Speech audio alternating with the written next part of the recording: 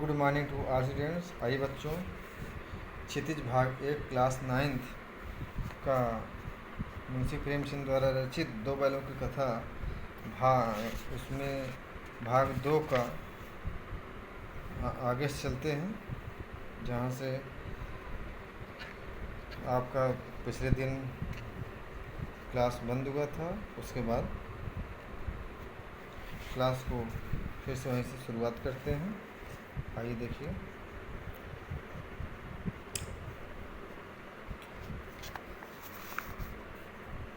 रात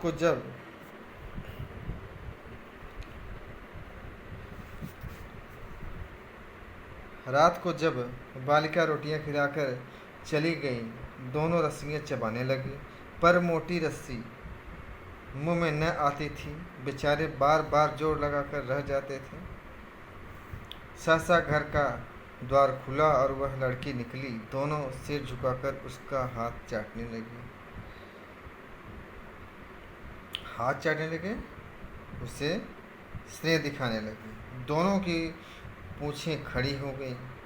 उसने उनके माथे सहलाए और बोली, खोल देती हूँ, चुपके से भाग जाओ, नहीं तो यहाँ लोग मार डालेंगे। वो बालिका कह रही, वह बच्ची कह रही कि अगर लोग यहाँ पर जान जाएंगे तो बहुत मारेंगे। आज घर में सलाह हो रही है कि इनकी नाकों में नाथ डाल दी जाए। उसने गराव खोल दिया, पर दोनों चुपचाप खड़े रहे। मोती ने अपनी भाषा में पूछा, अब चलते क्यों नहीं? हीरा ने कहा, चले तो, लेकिन कल इस अनाथ पर आफत आएगी, सब इसी पर संदेह करेंगे। सहसा बालिका चिल्लाई, दोनों फूफा वाले बैल भागे जा रहे हैं। ओ दादा, बोल रही है कि दोनों फूफा वाले बैल भागे जा रहे हैं, दोनों बैल भागे जा रहे हैं, जल्दी दौड़ो।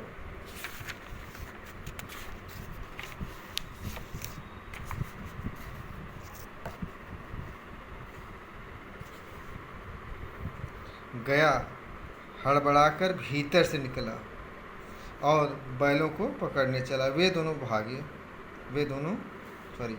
गया हड़बड़ाकर भीतर से निकला और बैलों को पकड़ने चला। वे दोनों भागे।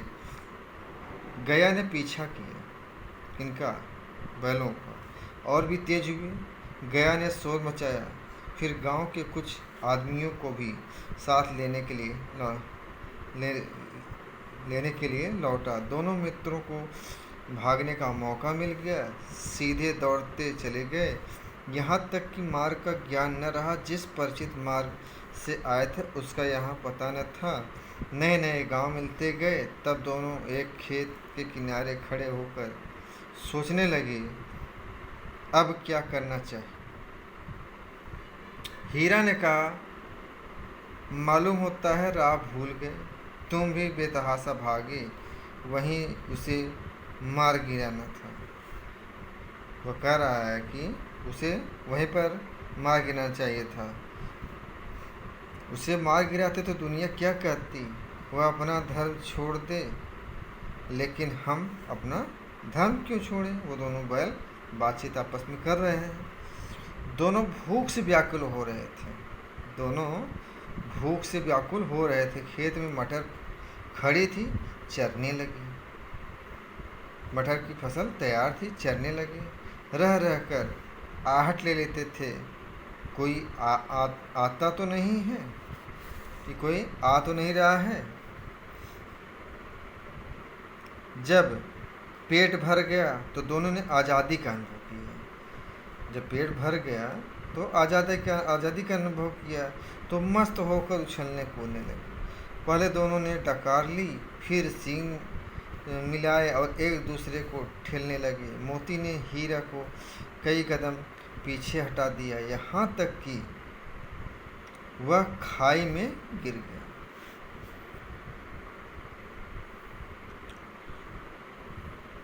तब उसे भी क्रोध आया, संभल कर उठा और फिर मोती से मिल गया।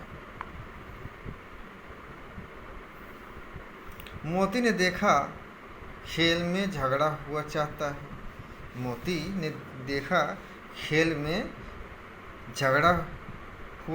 है। तो किनारे हट गया, वह किनारे हट गया। तो बच्चों, आज का क्लास यहीं पर समाप्त होता है। अगले क्लास में मिलते हैं, तब तक नमस्कार।